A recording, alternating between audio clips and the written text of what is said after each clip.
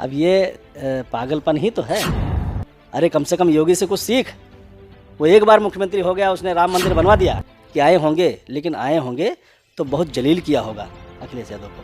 कहा होगा अबे चूतिए, तो एक बार मुख्यमंत्री रहा, तेरा बाप भी रहा, और ये जो है मथुरा के मंदिर की चिंता तेरे परिवार ने नहीं की। कि भारतीय जनता पार्टी ने विपक्ष को गंगा आरती और पूजा करना सिखाया है। एक भी कोई ऐसी स्कीम नहीं है जो सिर्फ हिंदुओं के लिए बनी। और समाजवादी पार्टी की सरकार बनेगी तो पूरे तौर से अराजकता, गुंडागर्दी, दहशतगर्दी ये फिर प्रदेश में। राजनीति में बहुत कम ऐसे भाग्यशाली लोग होते हैं जिनके भाग्य में राजयोग लिखा होता है, और कुछ ऐसे लोग होते हैं जिनके भाग्य में एक नहीं दो बार राजयोग लिखा होता है, वो भी एक ही समय में। ऐसे ही हैं जनपद बाराबंकी के सांसद उपेंद्र जी। उपेंद्र जी बाराबंकी की जैतपुर विधानसभा से विधायक रह चुके हैं और उसके बाद वो सांसद बन गए। उपेंद्र जी द कैमरा 1999 पर आज हमारे मेहमान हैं और हम इनसे विभिन्न मुद्दों पर बात करेंगे और जानने का प्रयास करेंगे कि किस प्रकार से यह भारतीय जनता पार्टी को जीत दिलाने के लिए अग्रसर हैं। उपेंद्र जी द कैमरा 1999 में आपका बहुत बहुत स्वागत है। धन्यवाद। आप विधायक रहे, फिर सांसद हो गए, किस तरह से देखते हैं इसको कि किस तरह से भाग्य ने आपका साथ दिया? देखिए 2017 में जैतपुर विधानसभा में, इसके 2017 के पहले कभी भारतीय जनता पार्टी का विधायक नहीं बना था।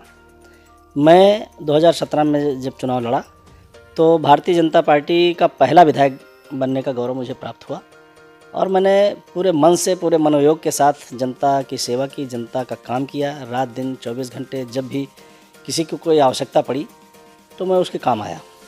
2 साल में जो मेरी वर्किंग थी उसको देख करके जनता तो खुश थी ही, लेकिन पार्टी को भी अच्छा लगा, और यही कारण था कि 2019 में 2 साल बाद ही मुझे लोकसभा का टिकट पार्टी ने दिया, और जनता का सहयोग और सपोर्ट मिला, वोट मिला, तो मैं सांसद भी बन गया। तो वो 2 साल का जो मेरी जो वर्किंग थी, कार्य करने का तरीका जो था, जो कार्य करने की शैली थी, उसकी वजह से ये सफलता मुझे मिली। उपेंद्र जी बहुत चैलेंजिंग सीट थी जैतपुर, आज़ादी के बाद से कभी जीते नहीं थे। ऐसे ही एक सीट बाराबंकी में नवाबगंज है, किस तरह से देखते हैं इस सीट को कि ये तमगा कब हटेगा भारतीय जनता पार्टी के सर से कि आज़ादी के बाद से नवाबगंज सीट कभी नहीं जीतेगी? हाँ, ये बात सही है, और बाराबंकी ज़िला कभी समाजवादी पार्टी का गढ़ कहा जाता था, लेकिन 2017 के चुनाव में इस ज़िले की जनता ने साबित कर दिया कि ये किसी भी पार्टी का गढ़ नहीं है, बल्कि यहाँ की जनता भी राष्ट्रवाद के साथ है, और राष्ट्रवादी पार्टी भारतीय जनता पार्टी के साथ है। और उसका परिणाम ये हुआ कि 6 सीटों में से 5 सीटें भारतीय जनता पार्टी जीत करके आई। एक ये रह गई थी बाराबंकी सदर विधानसभा। इस बार हमारी पूरी तैयारी है, हमारे पार्टी के नेता, हमारे पार्टी के कार्यकर्ता सब पूरी तैयारी में हैं। इस विधानसभा को भी हम जीतेंगे, और ये इसलिए भी जीती जा सकती है कि 2019 में लोकसभा के चुनाव में इस विधानसभा में मुझे जो वोट मिला, मैं जीता तो नहीं, लेकिन हार का अंतर भी सिर्फ 268 वोटों का था। मैं 268 वोटों से बाराबंकी विधानसभा सीट हारा था, लेकिन ये तब था जब समाजवादी पार्टी और बहुजन समाज पार्टी एक साथ मिल करके चुनाव लड़ रहे थे। अगर दोनों का वोट अलग किया जाता तो उस समय भी मैं 15-20 हज़ार से ये भी विधानसभा जीतता। तो हम ये उम्मीद करते हैं कि 2019 में के लोकसभा चुनाव में जितना वोट मिला था, वो वोट जो है हमें इस बार भी मिलेगा, क्योंकि अब धीरे धीरे जनता राष्ट्रवाद की तरफ जो है अग्रसर हो रही है, उन्मुख हो रही है। तो वो वोट इस बार के चुनाव में मुझे मिलेगा, और इस चुनाव में समाजवादी पार्टी अलग लड़ रही है, बहुजन समाज पार्टी अलग लड़ रही है, लिहाजा हम 15-20 हज़ार वोटों से ये विधानसभा जीतेंगे। विधायक के तौर पर जैतपुर विधानसभा से आपकी क्या खास उपलब्धियां रहीं? विधायक के तौर पर जैतपुर विधानसभा में जो हमारी उपलब्धियां हैं, वहाँ पर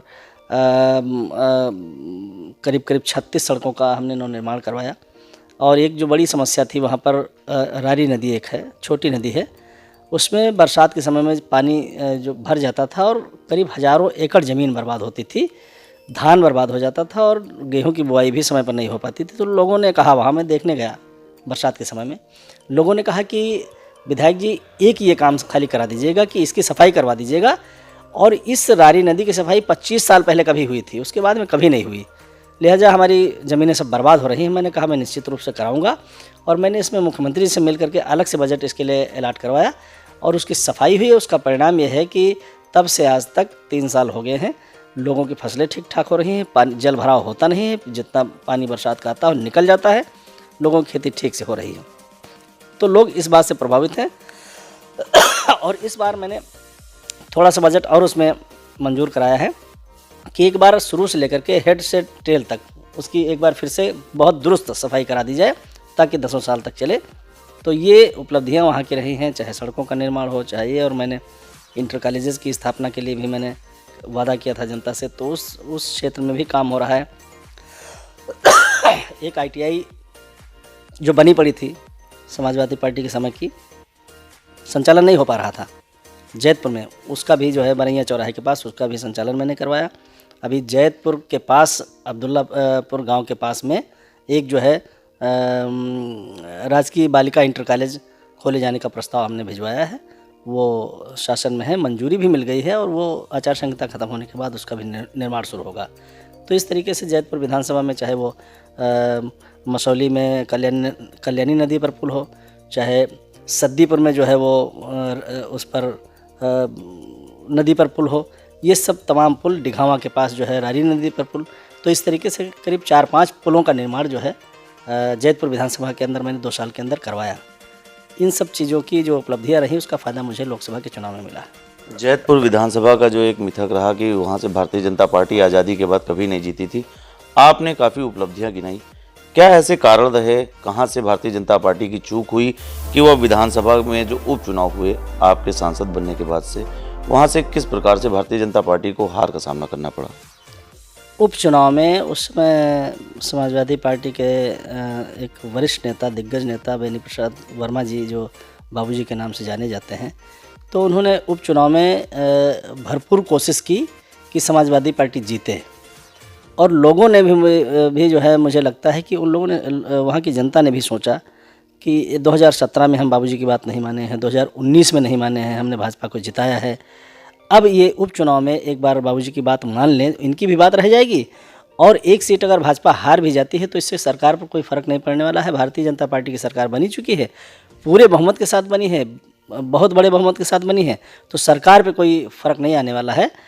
सरकार पे फ़र्क आने वाली बात होती तो निश्चित रूप से फिर भी जनता सोचती, लेकिन सोचा सरकार पे फ़र्क नहीं आने वाला है, चलिए इनकी भी बात रह जाए, हम इनकी बात मान लें। ऐसा कुछ हुआ जिसकी वजह से उपचुनाव में हम वो सीट हार गए।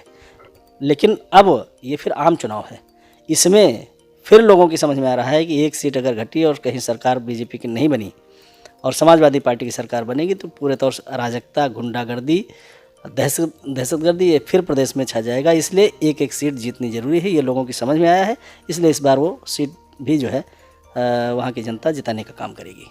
कितना आश्वस्त हैं सांसद उपेंद्र रावत कि इस बार भारतीय जनता पार्टी बाराबंकी से कितनी जीत का तोहफा, कितनी सीटों की जीत का तोहफा उत्तर प्रदेश सरकार को देने जा रही है? 6 में से 5 सीटें तो हम 2017 में जीते ही थे, और एक बची थी बाराबंकी, जिसके बारे में मैंने अभी बताया है, मैंने पूरा गणित बताया है। लोकसभा के चुनाव का जो रिजल्ट है उसके आधार पर हम ये भी सीट जीतेंगे, मतलब इस बार बाराबंकी ज़िले में 6 की 6 सीटें भारतीय जनता पार्टी जीतेगी, ऐसा हमारा विश्वास है। सदर की विधानसभा सीट काफ़ी चैलेंजिंग मानी जाती है, यहाँ भी वही बात रही है कि आज़ादी के बाद ये सीट कभी नहीं जीती। इस बार भारतीय जनता पार्टी ने एक नया प्रयोग किया है, कितना सफल होने जा रहा है यह प्रयोग? नया प्रयोग भी है, और नए प्रयोग का देखिए उसका फ़ायदा भी हमें मिल रहा है। समाजवादी पार्टी के बहुत ही दिग्गज नेता अपने समय में रहे आदरणीय छोटेलाल यादव जी, जो 3 बार के विधायक रहे हैं सपा से, और राज्य मंत्री का दर्जा भी उन्हें रहा है, वो समाजवादी पार्टी को छोड़ करके अभी 1 हफ्ते पहले भारतीय जनता पार्टी ज्वाइन किए हैं। और वो एक ऐसे नेता हैं जिनका जनाधार है, लोग उनके साथ हैं, वो जहाँ भी जाएंगे उनके लोग उनके साथ जाएंगे, चाहे जिस दल में जाएं। तो यह भी एक हमको जो है एक बड़ा फ़ायदा मिल रहा है।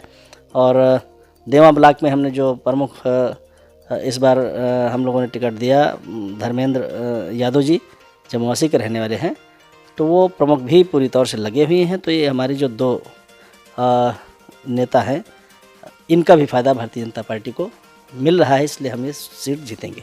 उपेंद्र जी, अगर समाजवादी पार्टी की बात करें तो अखिलेश यादव ने एक नया समीकरण गढ़ा बाराबंकी से, और यहाँ की 3 विधानसभा सीट पर उन्होंने एक ऐसा बदलाव कर दिया जो बिल्कुल अप्रत्याशित था। समाजवादी पार्टी को इस प्रकार से जो ये बदलाव किए, उनको किस तरह से फ़ायदा मिलेगा, और भारतीय जनता पार्टी के लिए क्या कहीं इस तरह का जो अप्रत्याशित बदलाव हुआ ये कहीं नुकसान पहुँचा सकता है? भारतीय जनता पार्टी को ये अप्रत्याशित जो बदलाव है ये नुकसान नहीं पहुंचाएगा। ये ताश की पत्तों की तरह कैंडिडेटों को फेंट दिया है इन्होंने, और यही कारण बनेगा कि तीन की तीनों सीटें इनकी हार जाएंगी। जो कैंडिडेट जिस सीट पर लड़ना चाहता है, जिस सीट पर उसने तैयारी की है, जो व्यक्ति जिस सीट पर तैयारी कर रहा है, वहाँ पर आप उसको लड़ने नहीं देंगे, आप उसको अपनी मर्जी से भेज देंगे कि आप यहाँ लड़िए। तो स्वाभाविक है जब आदमी मन से काम नहीं कर पाएगा, जहाँ पर वो काम करना चाहता है वहाँ पर आप काम करने नहीं देंगे, उसको आप दूसरी जगह भेज देंगे, तो मन से काम करने नहीं पाएगा, तो फिर सफलता मिलनी नहीं है। इसलिए मुझे तो ये पूरे तौर से विश्वास है कि तीन की तीनों सीटें वो हार जाएंगी। फरीद महफूज किदवई जी अपनी जीत का दावा कर रहे हैं और उन्होंने बताया कि महादेव का आशीर्वाद उनके साथ है। किस तरह से देखते हैं कि फरीद महफूज किदवई के इस दावे में कितनी सच्चाई है? दावा तो चुनाव जीतने वाला हर व्यक्ति करेगा। अगर निर्दलीय चुनाव लड़ रहा होगा वो भी दावा करेगा। ये तो कम से कम समाजवादी पार्टी से है, कुछ तो उनका जनाधार है ही है। तो ये दावा अपना करते रहेंगे। दावा अंतिम समय तक लोग करते रहते हैं, लेकिन उनका दावा धरा का धरा रह जाएगा। वो भी तैयारी किए थे क्या कहते हैं कुर्सी विधानसभा से, और ला करके उनको रामनगर में लड़ा दिया। यहाँ से उनकी बड़ी बुरी हार होगी, हार जाएंगे चुनाव। भारतीय जनता पार्टी ही वहाँ जीतेगी। क्या लग रहा है, जनता के बीच आप जा रहे हैं, नुक्कड़ सभाएं कर रहे हैं, अपने प्रत्याशी के समर्थन में वोट मांग रहे हैं, कितना प्रभावी लग रहा है कि भारतीय जनता पार्टी को किस तरह से ये देख रहे हैं, आप किस तरह से देख रहे हैं कि इस बार का चुनाव जातीय समीकरण की तरफ केंद्रित होता जा रहा है, अथवा भारतीय जनता पार्टी ने जो भी कार्य किए हैं आप लोग जनप्रतिनिधि उसको जनता तक पहुँचा रहे हैं, तो उससे जनता का क्या झुकाव देखने को मिल रहा है? भारतीय जनता पार्टी ने जातीय समीकरण को तोड़ने का काम किया है। जो धार्मिक उन्माद फैला करके चुनाव जीतते थे उसको ख़त्म करने की पूरी कोशिश की है। जातीयता को ख़त्म करने का पूरा प्रयास किया है, और उसका रिजल्ट ये है कि हमारे जो यशस्वी प्रधानमंत्री आदरणीय नरेंद्र मोदी जी ने कहा सबका साथ सबका विकास, पहली बार में कहा। फिर बाद में उन्होंने कहा सबका साथ सबका विकास सबका विश्वास, और फिर उन्होंने जोड़ा सबका साथ सबका विकास सबका विश्वास और सबका प्रयास। तो भारतीय जनता पार्टी की एक भी कोई ऐसी स्कीम नहीं है जो सिर्फ हिंदुओं के लिए बनी हो, मुसलमानों के लिए ना हो, या फिर सवर्णों के लिए हो, दलित और बैकवर्ड के लिए ना हो। ऐसी कोई भी स्कीम नहीं है। भारतीय जनता पार्टी सबको लेकर के चल रही है, इसलिए जनता का रुख ही बदल गया है। अब जातीयता के आधार पर इस देश में लोग वोट देना धीरे धीरे कम हो रहा है, बंद कर रहे हैं।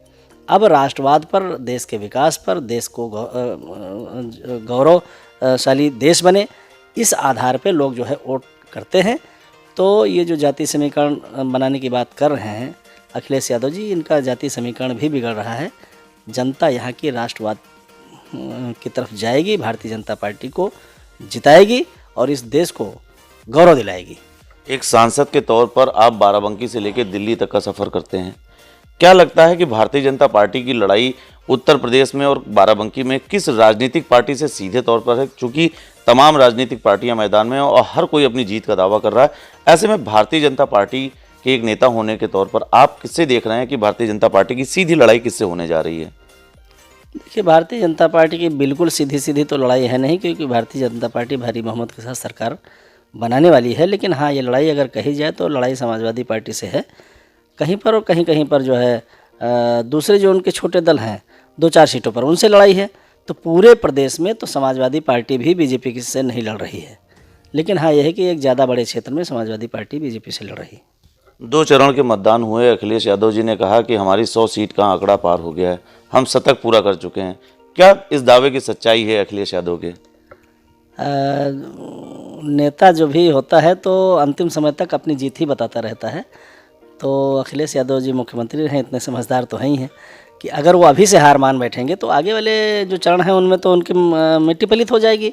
इसलिए वो अपने कार्यकर्ताओं का ढांढस बढ़ाते हैं, कार्यकर्ताओं का हौसला बढ़ाते हैं कि हमारी इतनी सीटें हो गई हैं, ताकि आगे जो चुनाव होने वाले हैं उनमें उनका कार्यकर्ता धराशायी ना हो जाए। लेकिन ये सबको पता है, मीडिया ने भी अपना जो सर्वे है वो भी दिया है कि भारतीय जनता पार्टी सबसे बड़ी पार्टी अभी तक के चुनाव में, एक जो अनुमान है, सबसे बड़ी पार्टी बनकर के आ रही है। एक बड़ा आरोप भी आया था अखिलेश जी का कि उन्होंने कहा था कि साइकिल का बटन जनता दबा रही है और कमल का फूल की पर्ची निकल रही है। किस तरह से देखते हैं अखिलेश यादव के इस बयान को? अब ये पागलपन ही तो है।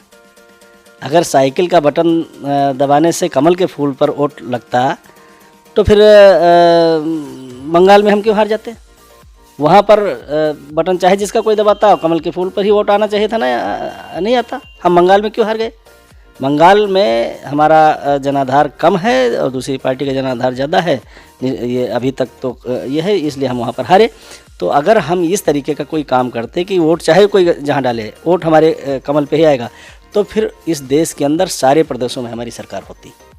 लेकिन कहीं कहीं पर जहाँ हम थोड़ा सा कमज़ोर हैं वहाँ पर सरकार दूसरे दलों की है। इसका मतलब वोट आप जहाँ डालोगे वहीं जाएगा, ये उनका पागलपन है। खैर सांसद जी, हम लोग बाराबंकी से उत्तर प्रदेश की राजनीति तक पहुंचे। उत्तर प्रदेश से अब ये राजनीति की बात पश्चिम बंगाल तक पहुंच गई है।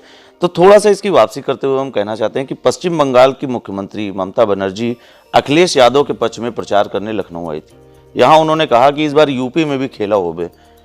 ममता बनर्जी के इस चुनाव प्रचार को किस तरह से देखते हैं? ममता बनर्जी यहाँ आ गए, अखिलेश यादव जाकर के पश्चिम बंगाल में वोट मांगने लगे, जाकर के कर्नाटक में मांगने लगे। अखिलेश यादव कहने से वहाँ एक वोट कोई देगा? कोई नहीं देगा। इसी तरीके से ममता बनर्जी के कहने से एक वोट भी इधर यहाँ उत्तर प्रदेश में कोई प्रभावित नहीं होने वाला है। और रह गई ममता बनर्जी की बात, बंगाल की बात, हम लोग वहाँ बहुत हमारे पास बहुत कम सीटें थी, लेकिन लोकसभा चुनाव में देखिए हम वहाँ जो है मतलब आधे बंगाल पे हम लोगों का कब्जा हुआ, आधे सीटें हमारी जीत करके आई। और हम जहाँ हमारे विधायक बहुत गिने चुने हुआ करते थे, वहाँ पर इतनी सारी संख्या में हमारे विधायक जीत करके, तो वहाँ पर भी हमारा जनाधार बढ़ा है। अब वहाँ पर भी लोग राष्ट्रवाद के साथ जुड़ने लगे हैं। ये जो तुष्टीकरण की राजनीति है, बंगाल में भी लोग इससे सजग हुए हैं। और अगले वाले आने वाले चुनाव में और ये हमारा जनाधार वहाँ भी बढ़ेगा, तो वहाँ पर भी भारतीय जनता पार्टी फिर से परचम फहराएगी। महंगाई के मुद्दे पर तमाम राजनीतिक पार्टियां भाजपा को घेर रही। इन्हीं के बीच में अखिलेश यादव का एक बयान आया कि भारतीय जनता पार्टी तो राशन दे रही है और हम राशन के साथ शुद्ध देसी घी भी देंगे। भारतीय जनता पार्टी ने जनता को देसी घी देने का काम क्यों नहीं किया? अब मुँह से कहना है तो देसी घी पे कह दो, साथ में और भी 2-2 किलो मिठाई भी कह दो कि रोज़ हम मिठाई भिजवाएंगे घर में। खाली मुँह से तो कहना है। उन्होंने कहा कि 300 यूनिट हम फ्री बिजली देंगे। जब मुख्यमंत्री थे वो खुद, और उनके पिताजी भी मुख्यमंत्री थे, बाप बेटे दोनों मिल करके पैसा लेकर के भी इस प्रदेश को बिजली नहीं दे पाए। 6-7 घंटे खाली बिजली दे पाते थे। ट्रांसफार्मर जल जाता था तो 3 महीने के लिए बिजली गांव में गायब। खंभे टूट गए तो 6 महीने के लिए चंदा इकट्ठा करते थे लोग गांव में, ट्रांसफार्मर लाते थे अपनी ट्रैक्टर ट्राली से लाद करके, तब जाकर करके रखवाते थे। ये इसमें 3 महीने का समय लगता था। आज योगी जी ने आदेश कर दिया है कि जिला मुख्यालय पर 24 घंटे में, और उस पर शहरी क्षेत्र में 24 घंटे में, और ग्रामीण क्षेत्र में 48 घंटे में ट्रांसफार्मर बदल जाना चाहिए, और बदला जाता है। तो व्यवस्था हम लोगों ने सुधारी है, भारतीय जनता पार्टी ने सुधारी है। अब वो 1 किलो घी देने की बात कर रहे हैं। 2012 में अखिलेश यादव ने ये वादा किया था जनता से कि अगर हमारी सरकार बनेगी तो हम प्रदेश के किसानों का कर्जा माफ़ करने का काम करेंगे, ऐसा कहा था उन्होंने। सरकार जब बन गई तो कहा कि हम भूमि विकास बैंक का कर्जा माफ़ करेंगे। ये सब जनता जानती है, आप भी जानते हैं, ये सही है कि सरकार बनने के बाद कहा कि हम भूमि विकास बैंक का कर्जा माफ़ करेंगे, जिस बैंक में कोई कर्जा लेने जाता नहीं है। तो ये लोग तो लिखा पढ़ी में झूठ बोलते हैं, तो जबानी झूठ बोलने में कोई इनका कुछ आता जाता थोड़े है। जबानी तो झूठ हमेशा बोला करते हैं।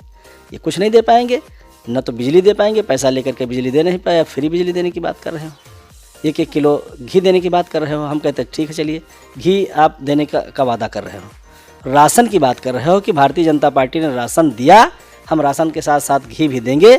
ये तो स्वीकार कर रहे हो कि भारतीय जनता पार्टी ने राशन दिया। आपने एक बार भी दिया हो तो बताओ? आपने एक बार भी नहीं दिया, लेकिन आप घी देने के साथ साथ ये स्वीकार कर रहे हो कि भारतीय जनता पार्टी खाली राशन दे रही। चलो हम राशन दे रहे हैं, इस बात को तो स्वीकार किया। आपने न राशन दिया न कुछ दिया है अभी तक। कल जेपी नड्डा जनपद बाराबंकी में मौजूद रहे। यहाँ पर उन्होंने विपक्ष पर एक बड़ा हमला बोला कि भारतीय जनता पार्टी ने विपक्ष को गंगा आरती और पूजा करना सिखाया है। किस तरह से देखते हैं इस बयान को? बात तो सही है भाई। आज मतलब क्या अन्य राजनीतिक पार्टियां धार्मिक नहीं हैं? मैं कह रहा हूँ कि आज राहुल गांधी भी, वो भी जा कर के वो लगा करके चंदन लगा करके जा कर के मंदिर के अंदर पूजा करते हैं। अखिलेश यादव ने अपने बयान में कहा था कि मैं पूजा नहीं करता, मेरे घर में पूजा नहीं होती है, मेरे घर में कोई पूजा नहीं करता है। ये अपने बयान में कहा था, मीडिया पर आप देख रहे हैं उसको। लेकिन ये भारतीय जनता पार्टी की देन है कि इन लोगों को भी जो है गंगा आरती करना, गंगा में नहाना और चंदन लगा करके पूजा करना, ये भारतीय जनता पार्टी ने इनको सिखा दिया है। तो ये मजबूरी में जो है कर रहे हैं। अभी एक बयान दिया था अखिलेश यादव ने कि वो भगवान श्री कृष्ण मेरे सपने में आए थे, कहा था, सब लोगों ने सुना उसको। भगवान श्री कृष्ण मेरे सपने में आए थे। इस बात को मैं मानता हूँ कि आए होंगे, लेकिन आए होंगे तो बहुत जलील किया होगा अखिलेश यादव को। कहा होगा अबे चूतिए, अरे कम से कम योगी से कुछ सीख। वो एक बार मुख्यमंत्री हो गया, उसने राम मंदिर बनवा दिया, और तू एक बार मुख्यमंत्री रहा, तेरा बाप भी रहा, और ये जो है मथुरा के मंदिर की चिंता तेरे परिवार ने नहीं की। कम से कम उनसे कुछ सीख करके मेरा भी तो मंदिर बनवाता, यही कहा होगा। भगवान श्री कृष्ण ने अगर आए होंगे, ये कह रहे हैं अखिलेश यादव कि आए थे, अगर आए होंगे तो जरूर यही बात कही होगी। कितना आश्वस्त हैं सांसद उपेंद्र सिंह रावत की? बाराबंकी में तो जीत का दावा कर ही रहे हैं, उत्तर प्रदेश में किस तरह से देख रहे हैं कि कितनी सीटें भारतीय जनता पार्टी की झोली में आने जा रही हैं? बहुत सारी सुविधाएं जो इस प्रदेश में जनता को पहली बार मिली। 7-8 घंटे बिजली मिलती थी अखिलेश यादव की सरकार में, पहले की सरकारों में। उसको बिजली को बढ़ाकर खाली 16 दिन में परिवर्तन हुआ। उस बिजली को बढ़ा करके गांव में 18 घंटे बिजली दी जा रही, शहरों में 24 घंटे बिजली दी जा रही, तहसील मुख्यालय पर 20 घंटे बिजली दी जा रही। जनता ये परिवर्तन देख रही कि खाली 16 दिन में कैसे परिवर्तन हो गया। 6,000 रुपये हर किसान को किसान सम्मान निधि के रूप में दिया जा रहा है, जो साल भर में 82,000 करोड़ बनता है। 82,000 करोड़ रुपये हर साल मोदी सरकार किसानों के खाते में सीधे भेजने का काम कर रही है। पिछली बार कोरोना आया, 8 महीने तक फ्री राशन हमारी सरकार ने दिया। दोबारा जब कोरोना आया फिर 8 महीने के लिए घोषणा की और उसको और बढ़ा करके आगे, और आज की तारीख में महीने में 2 बार फ्री राशन देने का काम भारतीय जनता पार्टी की सरकार कर रही है, जो आज तक आज़ादी के इतिहास में कभी नहीं हुआ। तो ये सब जनता देख रही है कि हमको कौन सी पार्टी हमारे हित की पार्टी है। अगर बाकी प्रदेश के विकास के बारे में हो तो 70 साल में इस प्रदेश के अंदर 2 एक्सप्रेस वे बने। एक यमुना एक्सप्रेस वे जो मायावती जी ने बनाया, एक आगरा एक्सप्रेस वे अखिलेश यादव ने बनाया। 70 साल में 2 और 5 साल में योगी जी ने 5 एक्सप्रेस वे बनाने का काम किया है। तो ये विकास के दृष्टि से अगर देखा जाए तो इतना बड़ा काम किया। अभी उत्तर प्रदेश के अंदर करीब 56 मेडिकल कॉलेज, जिनमें से कुछ बन चुके हैं और कुछ निर्माणाधीन हैं, बन रहे हैं। और हमारी सरकार की ये योजना है कि आगे आने वाले समय में इस प्रदेश के अंदर हर ज़िले में एक मेडिकल कॉलेज की स्थापना होगी, ताकि लोगों को, गोरखपुर से लोग आते थे लखनऊ इलाज कराने, गोरखपुर से रास्ते में कुछ लोग रास्ते से ही दम तोड़ करके और फिर वापस चले जाते थे। तो स्वास्थ्य के क्षेत्र में भी इतना बड़ा काम करने का जो काम किया है, किसान आयुष्मान योजना के, आयुष्मान भारत स्कीम के अंतर्गत अभी तक देश के 40% लोगों को लिया गया है। गोल्डन कार्ड उनके बन रहे हैं, कुछ लोगों के बन गए, कुछ के अभी बाकी हैं। उसमें यह है कि एक व्यक्ति को साल भर में 1 रुपये से लेकर के और 5 लाख रुपए तक का अगर इसका इलाज की आवश्यकता है तो उसका फ्री इलाज होगा, मतलब सरकार उसका पैसा देगी। आगे आने वाले समय में 40% लोगों को और जोड़ा जाएगा, मतलब देश के 80% लोगों को जोड़ा जाएगा। बाकी रहे 20% जो धन संपन्न है अपना इलाज अपने आप करा लेंगे। यह बात अगर किसी ने महसूस करने का काम किया है तो हमारे प्रधानमंत्री नरेंद्र मोदी जी ने महसूस करने का काम किया है कि पैसे के अभाव में जब कैंसर की बीमारी होती है, परिवार का व्यक्ति पैर रगड़ता है, चिल्लाता है, रोता है, जब अंतिम स्टेज आती है बहुत दर्द होता है, कराहता है। उस समय परिवार का आदमी सिर्फ यही कहता है कि भगवान अब इससे ज़्यादा कष्ट और न दो, अब इनको ऊपर उठा लो, इसके अलावा कोई रास्ता नहीं बचता है। इस बात को अगर महसूस करने का किसी ने काम किया है तो हमारे प्रधानमंत्री जी ने इस बात को महसूस किया और कहा हर व्यक्ति का इलाज हम फ्री कराएंगे। तो ये सब चीज़ें जनता देख रही है और इसका प्रभाव है। इसलिए पुनः जो है उत्तर प्रदेश में वो सरकार इसलिए लाना चाहती है कि अगर भारतीय जनता पार्टी की सरकार नहीं रही तो ये सुविधाएं जो मिल रही हैं, सब सुविधाएं ख़त्म हो जाएंगी, कोई और दूसरा दे नहीं पाएगा। हम कहते हैं कि ठीक है, समाजवादी पार्टी की सरकार अगर यहाँ आ जाए तो किसान सम्मान निधि जो मिल रही 6,000 रुपये वो ये देंगे। ये अगर देंगे तो लेंगे किससे? मोदी जी से लेंगे। तो जनता कह रही जब मोदी जी से ही हमको किसान सम्मान निधि मिलनी है तो हम सीधे मोदी जी से ही नहीं लेंगे, उनकी ही सरकार नहीं बनाएंगे, बीच में एक दलाल क्यों पैदा करें। इसलिए जो है इस प्रदेश की जनता फिर से भारतीय जनता पार्टी की सरकार बनाएगी। बहुत बहुत धन्यवाद सांसद जी। आपने सुना जनपद बाराबंकी से भारतीय जनता पार्टी के सांसद उपेंद्र सिंह रावत जी को, जिन्होंने ये दावा किया है कि उत्तर प्रदेश में तो भारतीय जनता पार्टी की एक बार सरकार फिर से प्रचंड बहुमत से आने जा रही है। इसके साथ ही उन्होंने विपक्ष पर भी एक बड़ा हमला भी बोला है कि विपक्ष बड़े बड़े दावे तो करता है लेकिन वो दावे धरातल पर कहीं दिखाई नहीं पड़ते हैं, जबकि भारतीय जनता पार्टी के द्वारा जो कार्य किए जा रहे हैं वो सीधे सीधे जनता के लिए समर्पित हैं और सीधे जनता उनसे लाभान्वित हो रही है। ऐसे में सांसद उपेंद्र सिंह रावत पूरी तरीके से आश्वस्त हैं कि एक बार उत्तर प्रदेश में भारतीय जनता पार्टी की फिर से सरकार बनने जा रही है। वहीं बाराबंकी की 6 सीटों पर एक बार फिर से यह कमल खिलाने का प्रयास कर रहे हैं। जनपद बाराबंकी से द कैमरा 199 के लिए सरदार परमजीत सिंह के साथ नितेश मिश्रा।